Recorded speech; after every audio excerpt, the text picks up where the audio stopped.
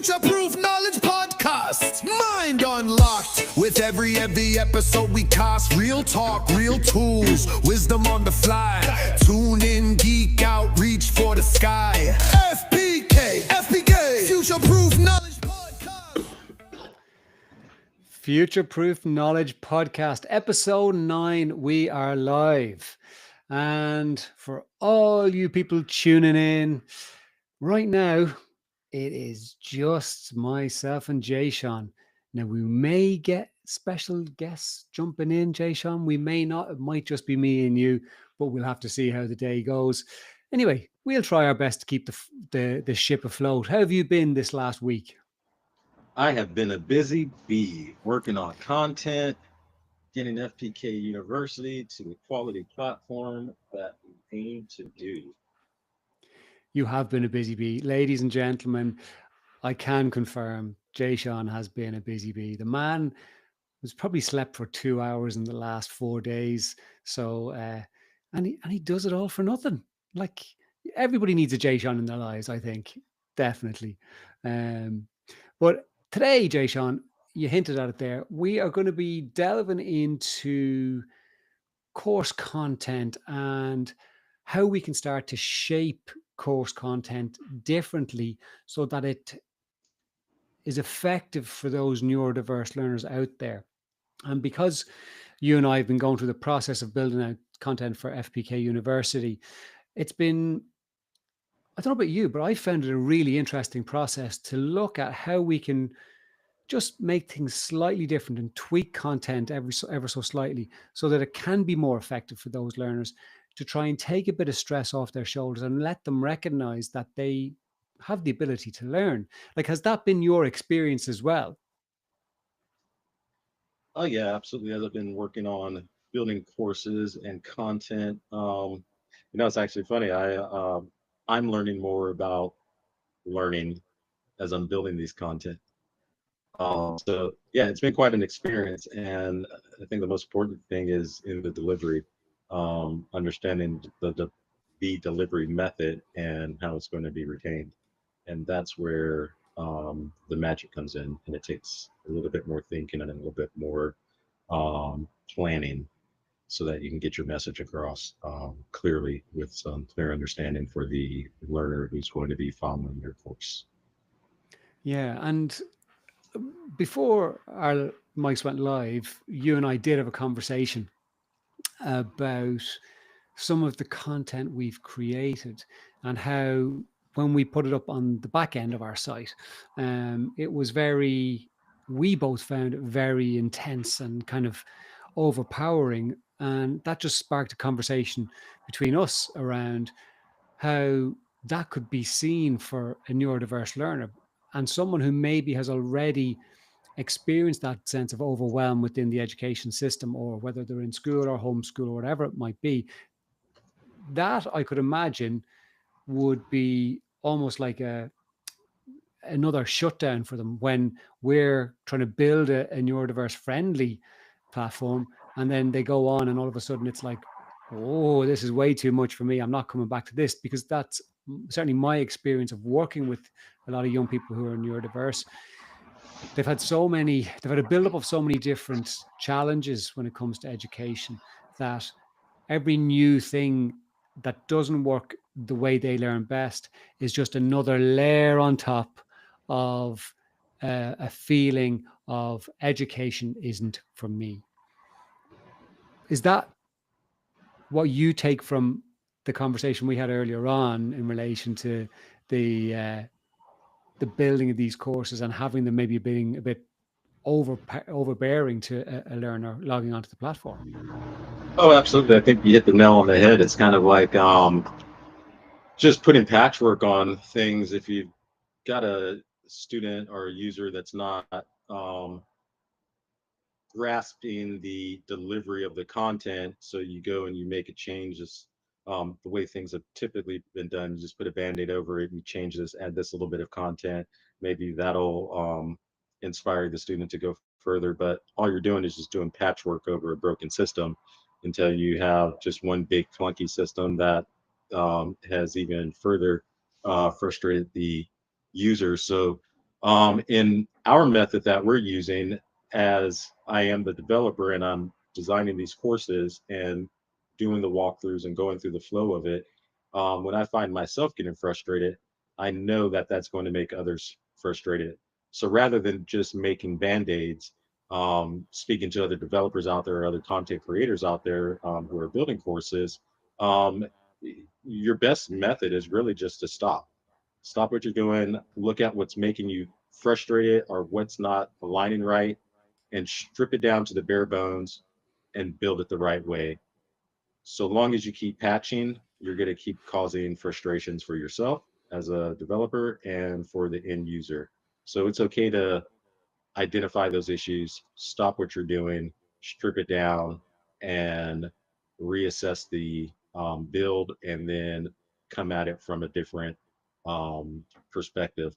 And as you know, Alan, if you look back to our first couple courses that we added to the platform just prior to beta, and looking at our current courses now, the way the overall flow, the structure is, we've made huge advancements and major development changes in just 3 short weeks. So you can only imagine where the courses, our courses, and other developers' courses can go given the right amount of time, and also um, being critical of yourself enough to know when to stop and when to rebuild. Just because you did it one way doesn't mean it's the right way. Jashon, I think you've just encapsulated the education system, teachers, and students and their experiences in one go. And like, none of us like to have a mirror held up to us, or none of us like to have to critically analyze ourselves and how we do what we do. But if we actually take that step back and look at, well, that's what our young neurodiverse students are doing every day. They're critically analyzing themselves without that extra piece that you just said, where you can just pause, step away, and look at how we are doing what you're doing and try and find a different way in, because the structures are the way they are, that that option isn't necessarily always available to a student who might be neurodiverse. And I'm not talking about neurodiverse young people as in people who necessarily have a diagnosis. Like, there's a lot of people out there who don't have a neurodiverse diagnosis, but they absolutely would struggle with in the education structures. And again, I'll reiterate it every single time. We're not here bashing the education system. The education system works really, really effectively for a portion of the population. So it's not about binning the education system. It's about trying to just make some changes so that the rest of the population who maybe struggle have an opportunity to feel confident about themselves and know that they can learn. But what I want you to talk to me about right now, Jashon, is some of the fundamental wrappers that are getting implemented within the FPK University ecosystem to support those neurodiverse learners. So what's different? Why should any neurodiverse a parent of a neurodiverse student sign up to FPK University and take one of the courses? Like, they don't necessarily have the time. They don't necessarily want to have another argument with their children about having to do extra work. So why should they sign up? That's a great question, Alan. And I would say that question, the answer to that question is going to start with our AI study coach within the FPK University platform. So what we've made is we've created an AI study coach. This is a study coach that's there for your student or for your child every step of the way through their education process. You may be busy in the kitchen or out working on a vehicle, or have other students you need to be assisting, and you can't always be there for every student. So by having the AI study coach, that's a tutor that's right there with your student, with your child, every step of the way, 24 hours a day. Whenever they're on the platform, that AI study coach is there to assist them through the lessons. So that's number one. Then with the way our courses are built, if you're not a visual learner, most platforms um, might not be suited for you. If you're a person who has to read everything, that's the way most education platforms are providing content. For those who want to read, you get multiple lines of text, you read through, take notes, answer questions, and that's it. So what makes it different here at FPK University is the way we wrap our courses. Every course is wrapped with one important key that starts off the difference of what we do versus other platforms. So there's a thing called the Socratic method. It's a small method that's been around for a few years. I don't know, I think it was invented something like 2,000 years ago. So just a short bit of time it's been around. But what the Socratic method is it's a method of teaching where you're not actually providing the answers to the student. If you ask 2 plus 2 and the teacher says 4, you're not really doing any justice to the learner. You're giving them an answer. They might not know how you got the answer or why you got the answer. So what the Socratic method does is when a user would ask 2 plus 2, rather than giving them the answer, it's going to pose a question to the user. It's going to help the user dig the answer out of their brain. It's going to make the user have to visualize. It may say, well, if you have 2 apples on the left and 2 apples on the right, and you put all your apples together, how many apples do you have? For a visual thinker, they can visualize the 2 apples on the left and the right and put those together and see 4, whereas they might not see the numbers as 2 plus 2 = 4. So the Socratic method is really important, and that's the main wrapper that's around all of our courses and our entire platform. When you enter any one of our courses, your AI study coach is there with you, and it's a master on that subject, on that course, and it'll guide you in the Socratic method through understanding the course and the content. Along with that, and I know I can be long-winded, but No. this is a pretty intense, this is a pretty extensive platform. So the other wrapper that we have around all of our courses is our empowering learning ethos. It's the foundation of our learning program. And what that entails is being in the right state of mind, using visual techniques to learn, whether it's reading, whether it's math, science. Um, and it's also there to empower students to let them know that what they believe are their weaknesses are actually their strengths. So we're strength-based teaching. We're letting students know what their strengths are, and we're using those strengths to help them navigate through the lessons that we have to offer.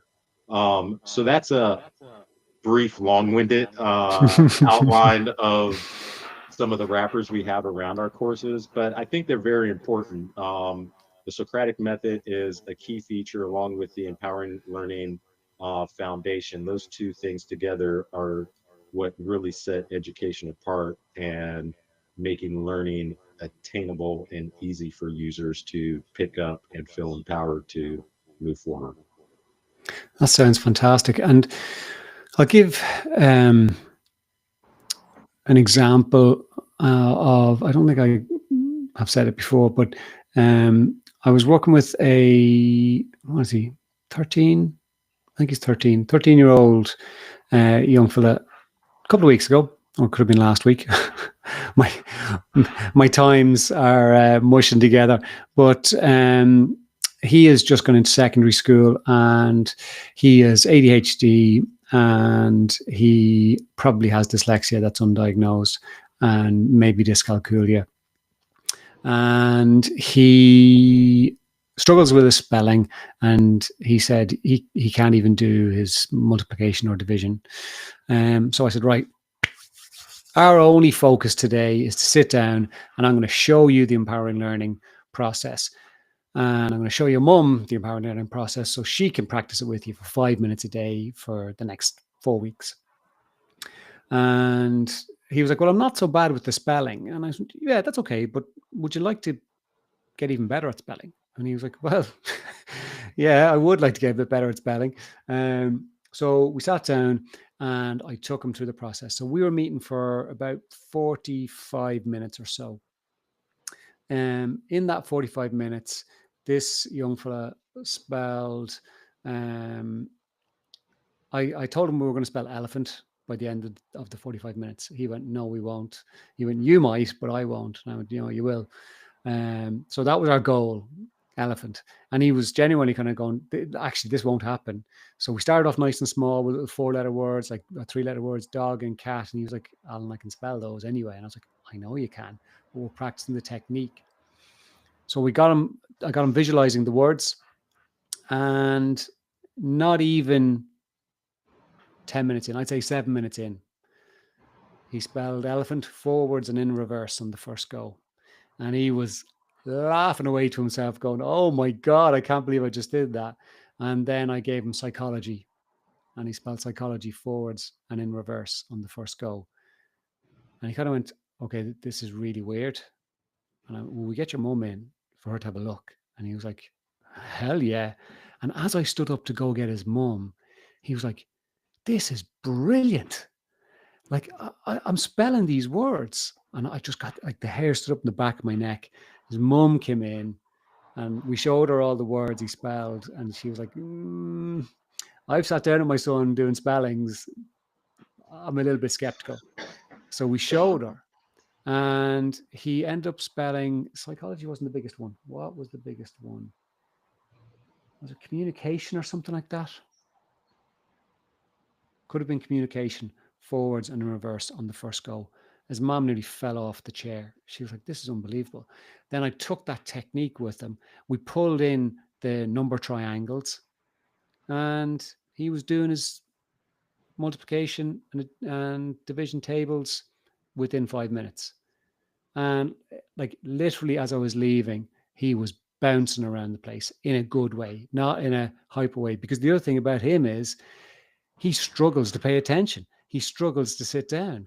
And he sat so quietly, so calmly for 45 minutes because we got him into the optimal learning state. I did have to reground him again. That's absolutely fine. And then working through the process. His mum sent me a message later on. She was like, he literally is so happy with himself. He is telling his friends all the letters or the words that he spelled. He's told his grandmother that's the words that he spelled. She was like, I've never seen him this happy in relation to education in my life. And I was like, that's why we're doing it. That's why we're doing this. That's why we're looking to get the word out there for empowering learning. That's why we're trying to support parents to put this technique in their hands. And it's so simple. Like, it is so simple. And then we want to get it into school teachers and principals' hands. And I've got meetings this week, Jashon, with some schools who are interested in getting their hands on it so that they can help those school children who are struggling. So that's a real life. It was last Friday I met him.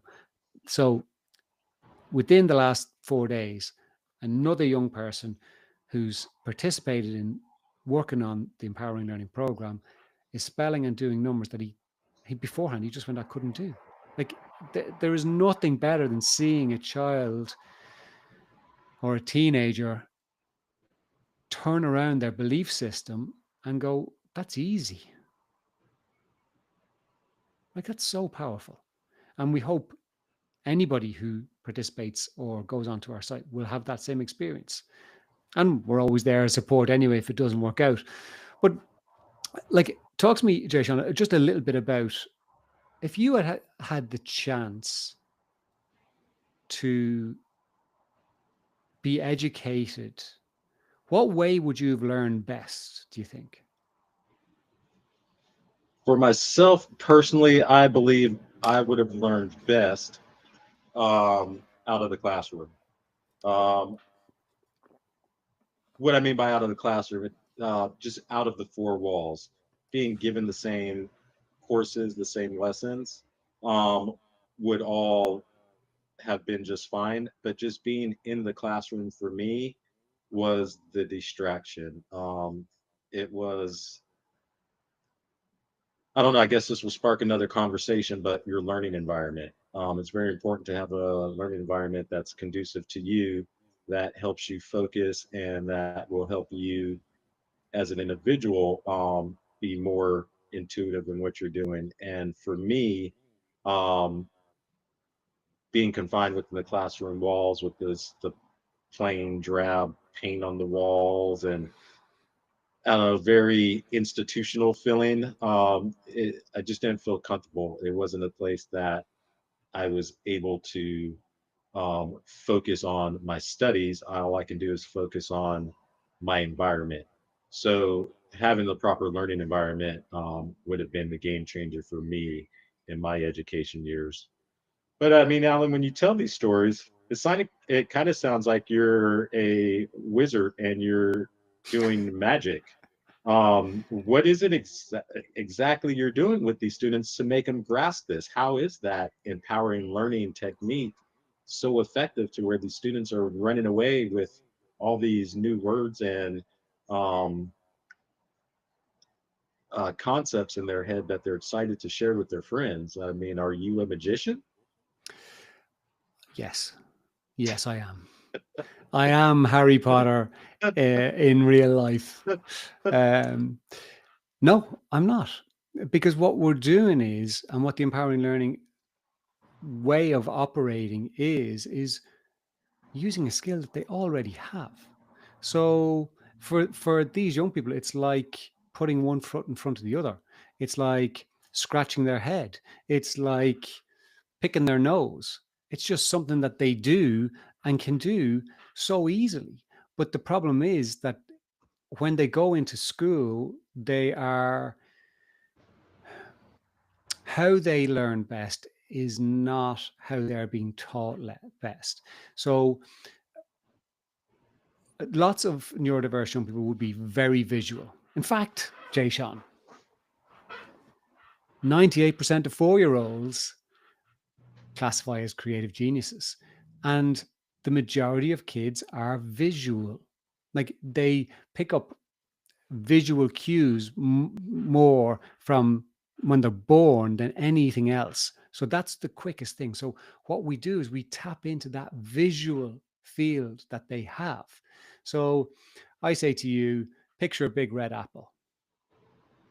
Well, what's the big red apple like? Where do you see it? Is it in front of you? Can you picture it? Is there a worm coming out of it? Is there a hand with big long nails like in Snow White? You know, what's your big red apple? Can you picture a big red apple? That's funny when you say that because when I picture a big red apple, I always picture a big red apple with a little hole in it and a little like caterpillar, like kind of coming out of the hole with the little graduation hat on and the glasses. When you say big red apple, I see that image every single time since I was 3 years old. And I think it's from a book that I looked at when I was a kid that had a big red apple with a little worm with the graduation hat on and big glasses on. So there's something. That's exactly it, Jashon. There's something that you can trace back to being 3 years old, give or take, right? And seeing something. And that has stuck with you, that is the representation that you see now when I ask you, picture a big red apple, right? And for anyone watching this, so there may be listeners, but if you're watching this on YouTube and if you're listening, please go onto YouTube. You will see what Jashon did. He looked up and he was actually looking and pointing at the apple and he was telling us where the hole was. So that shows that in your visual field, you are actually seeing that big red apple up above you, which is confidence in learning, right? So with empowering learning, if we're looking down, that's taking us into our negative emotional space. So we want to lift our heads up. But you're seeing that. Now, lots of adults can't do that anymore. They could do as kids, but the structures that they've gone through have, it's just a skill that we've lost. So, like if you were really good at Spanish as a kid in school and you learn Spanish really well, if you don't practice it, you're going to forget it. Now you'll pull words and stuff like that, but it's like a muscle. You need to keep using it. with the visual memory, kids constantly visualize, especially those neurodiverse kids. So they are constantly visualizing. They're seeing things. They're seeing pictures. They're looking at different things to the rest of the class. So by tapping into that and showing them that they can control that visual memory, that they can control that visual field, then you can start to just create words and images and numbers in their visual field, and they'll just see them. So even like you're just talking about the 2 plus 2, instead of having the 2 plus 2, well, what we can do is get the 2 apples and the 2 apples, and that makes much more sense. Now, I've spoken with teachers in the past who go, yeah, but they need to know 2 plus 2. I said, yeah, absolutely. But what you do is you get them to picture the apples first. And when they get that, then you just get them to stick the 2 and the 2 on the apples so that they'll see the number. And all of a sudden teachers are going, yes, that makes sense, right? So what we're looking to do is create a foundation layer that isn't there already. Well, let me rephrase that. They have a foundation layer of visualization and visual skills, right? Then they go into auditory in school. So they stop using that, and then all of a sudden there's no foundation underneath them. What we're doing is taking that foundation, building a first floor on top of it, to then be able to use the auditory as they go through school. So that's the process. Now it's constantly scaffolding, but on something, it's building on a solid foundation as opposed to building on sand. And like genuinely, when I tell people about the Empowering Learning Program, when I tell them how effective it can be, you should see the looks I get, Jashon. Like literally, they're like, yeah, but not really. Like, it sounds good, but it doesn't sound real. And then they see it in action, and it's like, holy shit, it's actually true. So, It reminds me a lot, Alan, of a book called The Memory Palace of Matteo Ricci. It's one of the books that they used to build the profile of Hannibal Lecter in The Silence of the Lambs. So Hannibal Lecter had a really good memory, and what he was able to do is build a memory palace. He uses visuals. So in the same way that the empowering learning works, and getting into that state of mind in a visual learner, I kind of see the correlation there. So with the memory palace, you visualize a let's say a space in your head. If you visualize that space, and I'll use my house, it's something I'm familiar with. When I walk up to my house, I know what my door looks like. I see it every day. I know what the handle looks like. I turn it every day. So maybe for the handle, I'm going to attach a memory to it.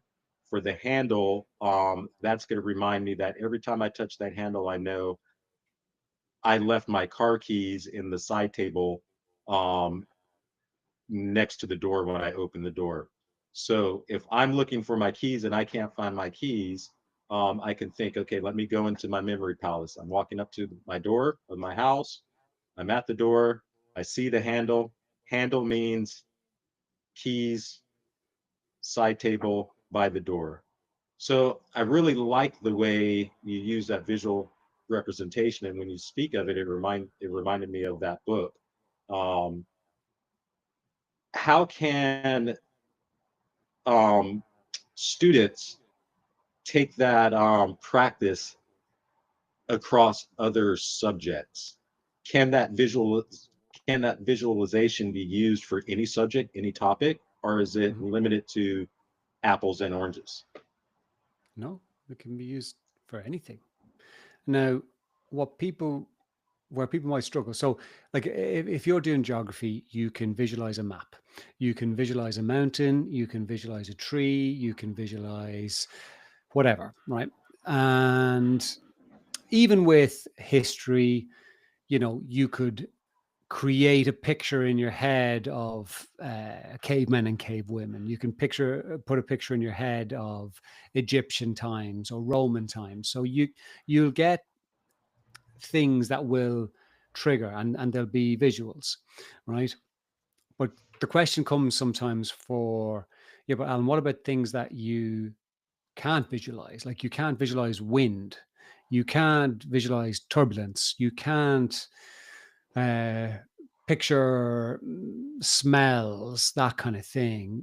But what we do is we get the visual learner to create their own whiteboard, and then they can create their own picture for a smell. They can create their own picture for turbulence. They can create their own picture for wind, and it can look whatever way they want.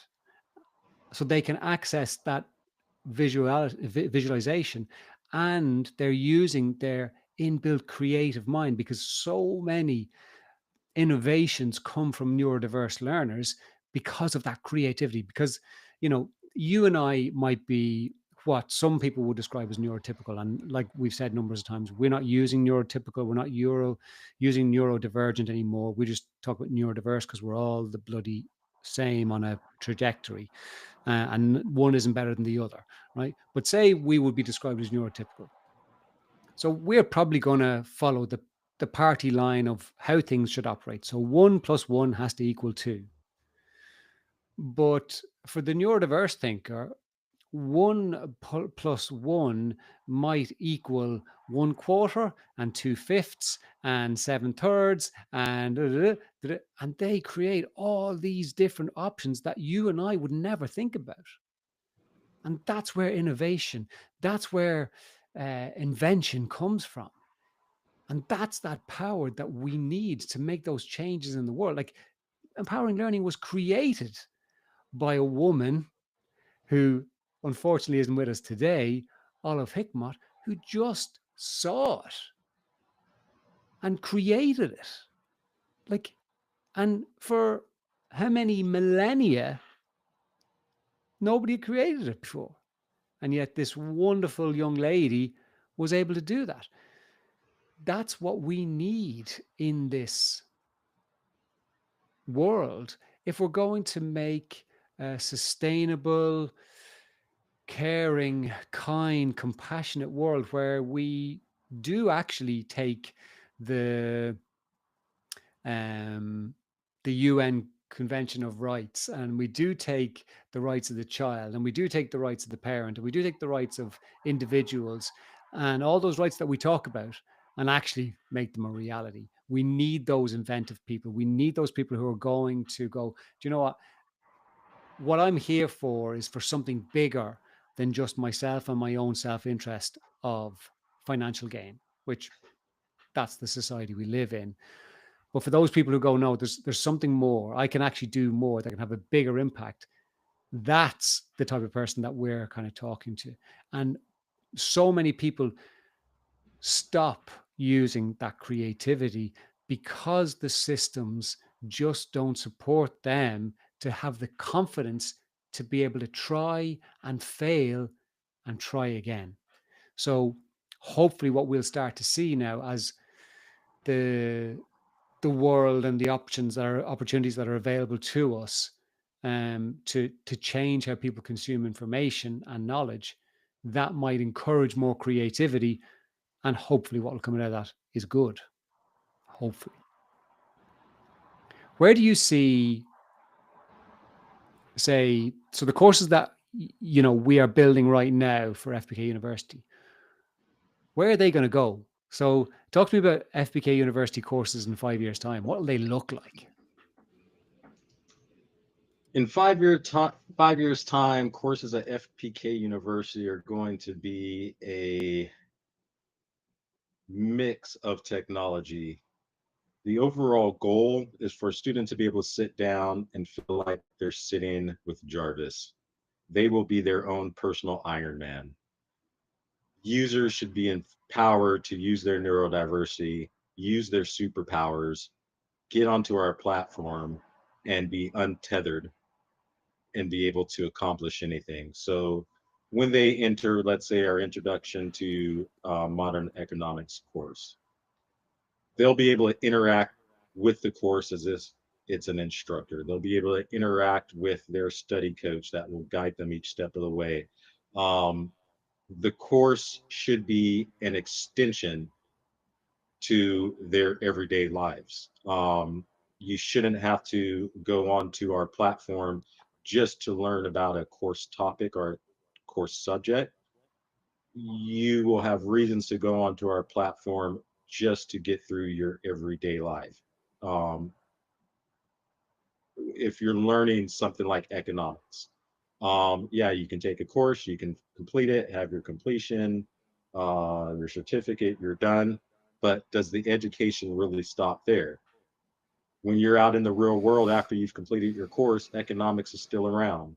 So the way these courses are designed and the way I see them in 5 years is even once you complete a course, there should be enough information there that you can always come back to, even if you're in a situation in the real world that, hey, let me jump onto this economics course and ask my AI study coach about this particular situation or environment that I'm in and how I can use those lessons I learned in the real world and in the situation that I'm in now. So I see our courses in the next 5 years being each course, each lesson, and the platform as a whole being a tool to help users in the platform for getting education and in the world for guiding them and supporting them with their everyday adventures and their everyday learning. Because learning doesn't stop at the um, school book, it continues in our everyday lives. Yeah, I'm glad you said that because I have the same vision. And but like that's it. Like so, if we so I don't remember a lot of the stuff I studied in school because it's a long, long, long, long time ago. But where I see the benefit of, say, FPK University is that if I'm 15 now and I'm doing these courses, say say the Introduction to Economics, that I'll still be able to use FPK University when I'm 20 or 25 and I'm looking to start a business. And I just go to the AI study coach and go, okay, I studied economics 5 years ago with you. Let's take these principles. What are the things I need to remember while I'm setting up my business? And because your AI study coach has learned how you learn best and has kept track of what you've done, it goes, hey, Alan, yeah, let's revisit it. And do you know what? You actually came up with a really good idea when you were 17, and maybe that will help you in your business now at 2025.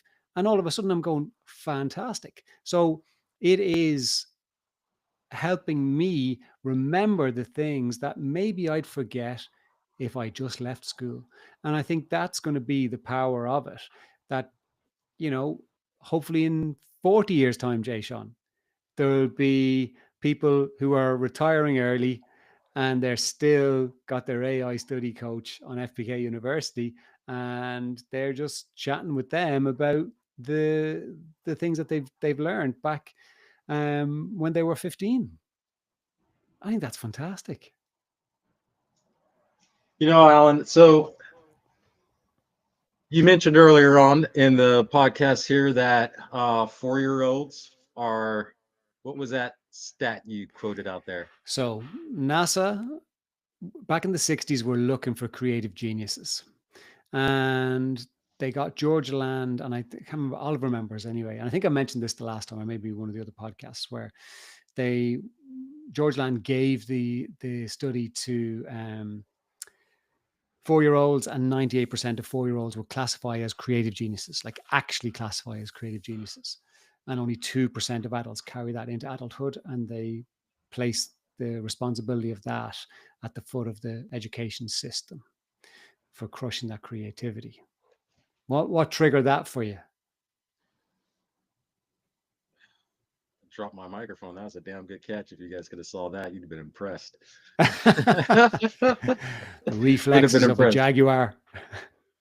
So, if as adults we've lost that ability, or have we lost that? How can we strip away what we've learned? I'm about 50 years old now. How do I strip away all these um, false things that I've been led to understand that are keeping me from having that 4-year-old mind? Yeah. First things first is acceptance. Acceptance that you did nothing wrong, that it's not your fault if you've lost that creativity or that imagination. It's just you had to grow up, you had to go to school, you had to have kids, you had to pay the mortgage, so responsibility comes along. But how we can start to get back to that is accepting it, right? And acknowledging it, right? Okay, so I'll take myself as a perfect example. I would say to people, I'm not creative. In fact, I said it to your good wife before we went live that I was trying to get her creativity going. And I said, because I'm as creative as a rock. And she kind of gave out to me a bit. But I would say to people that genuinely, that like, I've lost my creativity. I've stopped playing the guitar. I stopped kind of drawing pictures when I was a kid and all that kind of stuff. And I loved drawing pictures as a kid. So how we can start to get it back is go and start to play again. Now, people might go, Alan, Jashon's nearly 50, shouldn't be playing, but you absolutely should be playing, because that's where creativity comes. And not put. So when we were kids, we didn't play, draw, drum, whatever, for the outcome. So I didn't sit down and draw out all the football kits of all the teams in the first division in the English Football League and, sellotape them together so I could draw out games, and I'd have Liverpool against Manchester United, and then I'd have like numbers written, and I'd stick my hand into a little hat and I'd pull out a number, and Liverpool always won, funnily enough. But I'd pull out a 3 and a 1, and the score was 3-1, and I draw a table.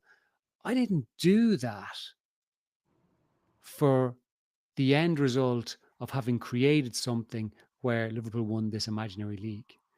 I did it just because it was fun. And then, like, for me now, like, so I'm trying to do what I'm saying we should be doing. So I've restrung my guitar at home. I've started to pick it up again, but I'm having to be really intentional of not going, I need to be able to play these songs that I'd like to play now. I'm just playing just to play. And that takes a mental shift in my head just to do it for the enjoyment. And I'm only doing it for 10 minutes, maybe 2 or 3 times a week, but that's okay, because that's what it is for right now. So get out, draw your picture, not because you're going to create a picture that someone's going to go, that is amazing, but do it for the process and what it brings you. And if you want to bin it afterwards, fine, but don't critically analyze whatever play you do.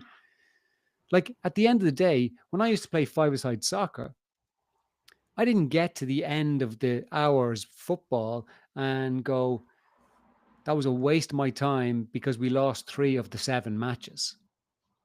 I went home and was like, I'm after kicking lumps and having lumps kicked out of me by a bunch of really old, stiff guys, and it was bloody brilliant.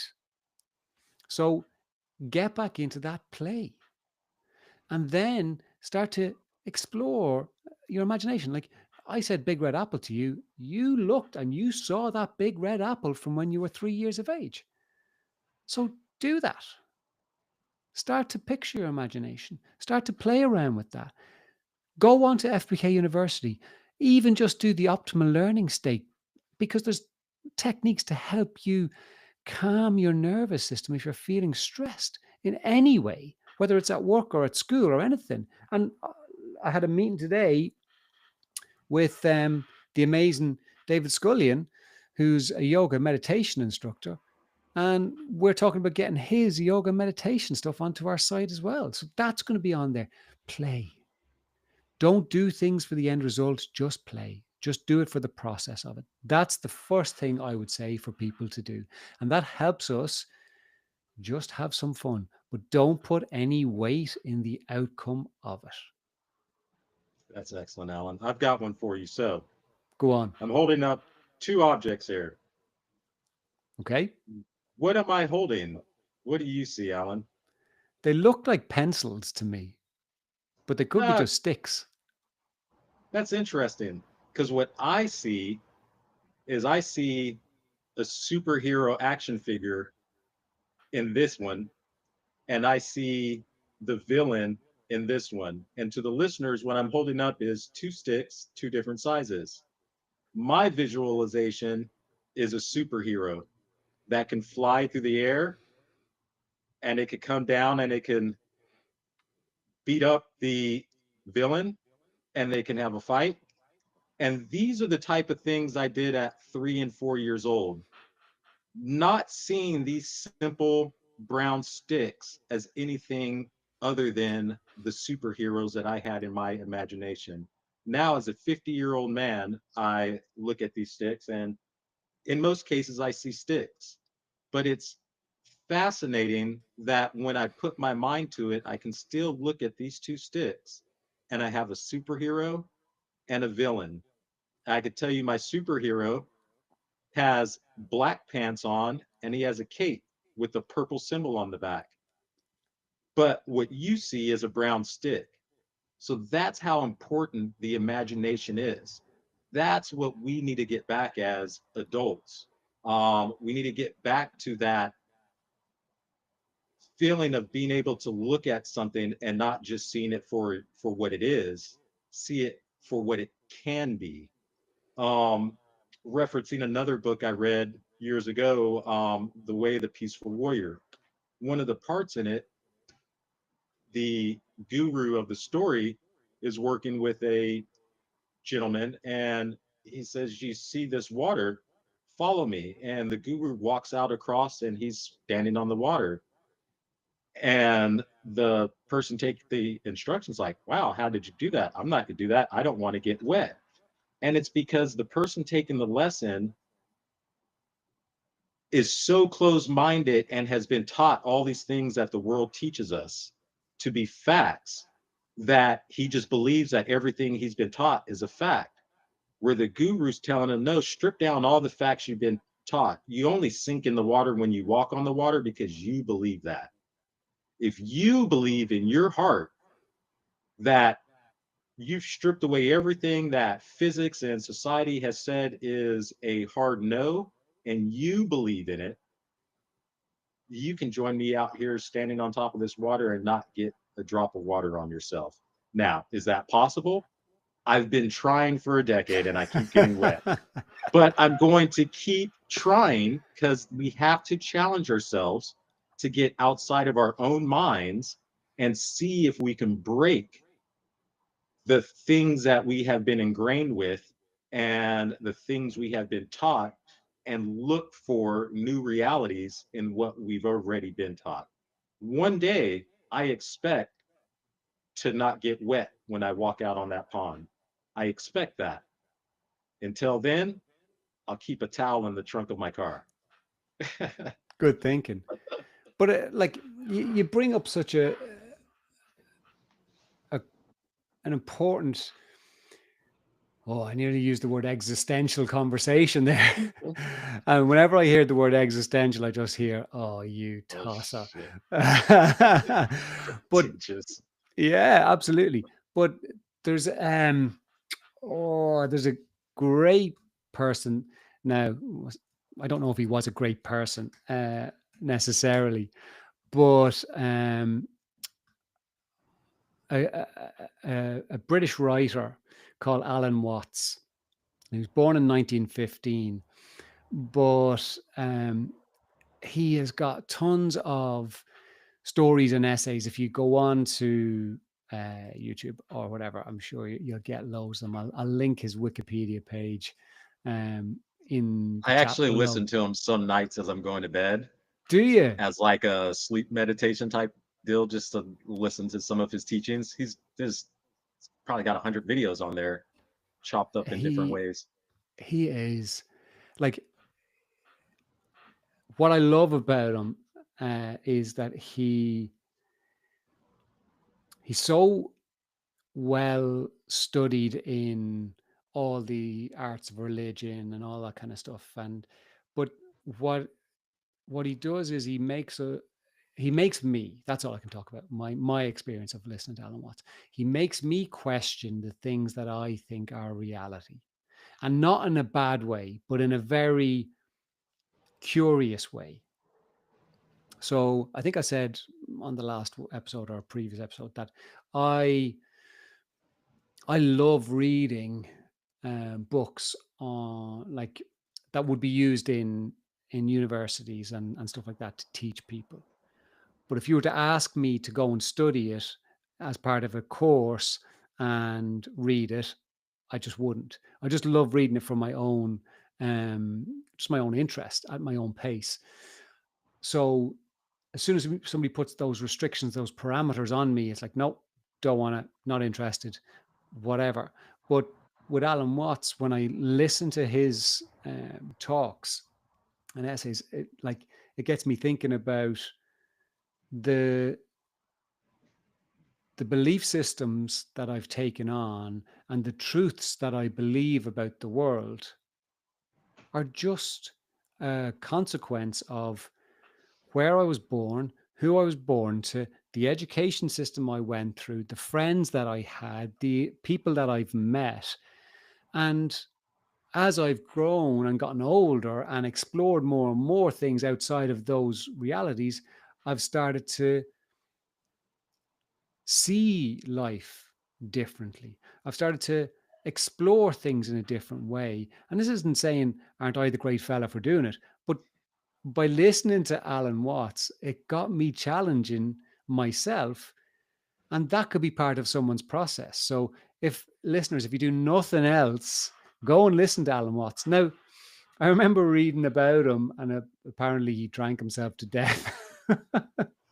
But I think what some people would do is they would listen to what he has to say and go, yeah, well, look, he drank himself to death. But that is even in itself part of the process that he talks about, where, like, this body, we are so much more than just the physical body that we have. We are part of something bigger, and it doesn't have to be anything religious, but there is something more going on. It's why we pick up on tension when we walk into a room, the energetic level. It's why in the logosynthesis work that I do, there is, work on energy on an energetic level. Like, there is a reality outside of logic. And part of that is the creativity that we're talking about tapping into. And these neurodiverse young people that we are looking to support have that in abundance.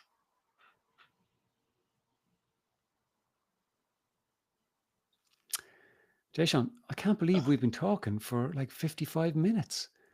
This has been such a fun conversation and not where I expected it to go.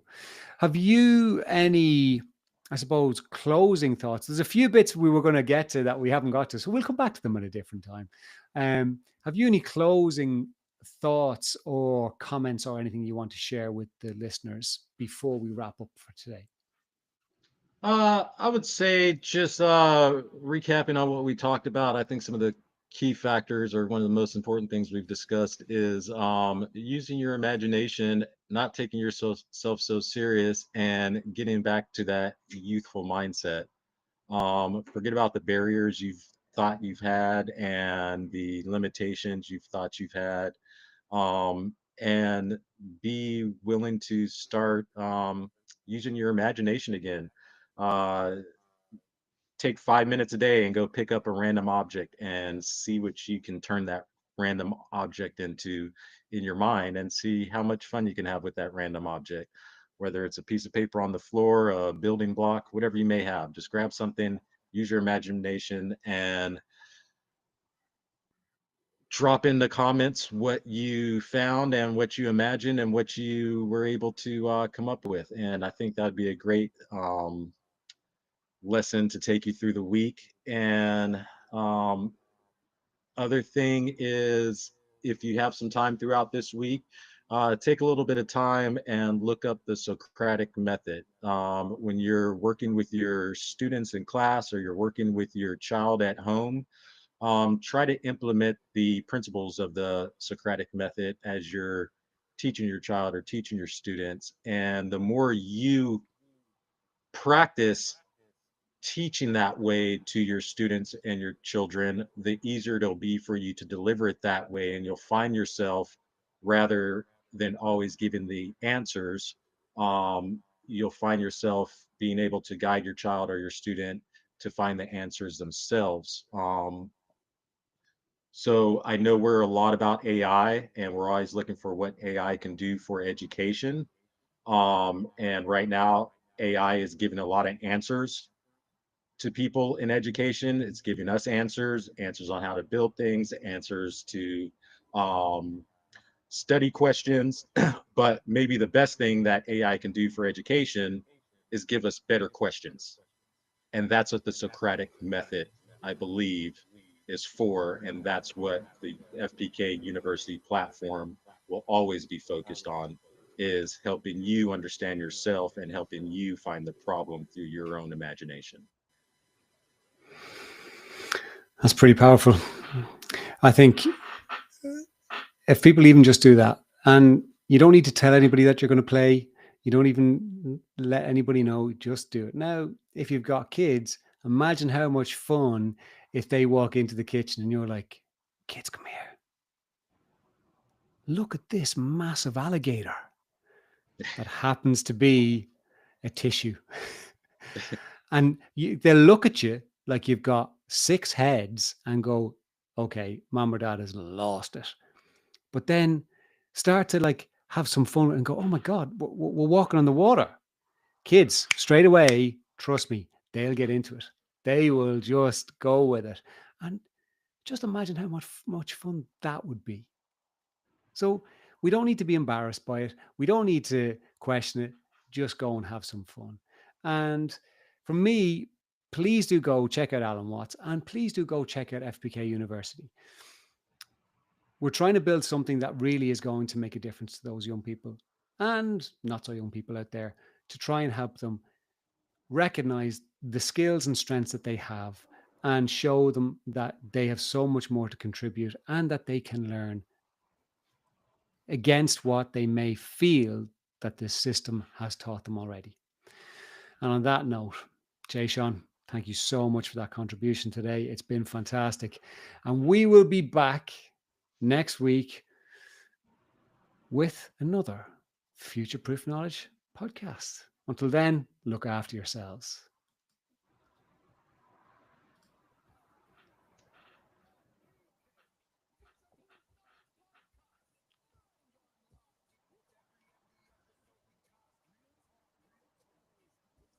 He's rocking out some music, but I'm not hearing the music. FPK, There it goes.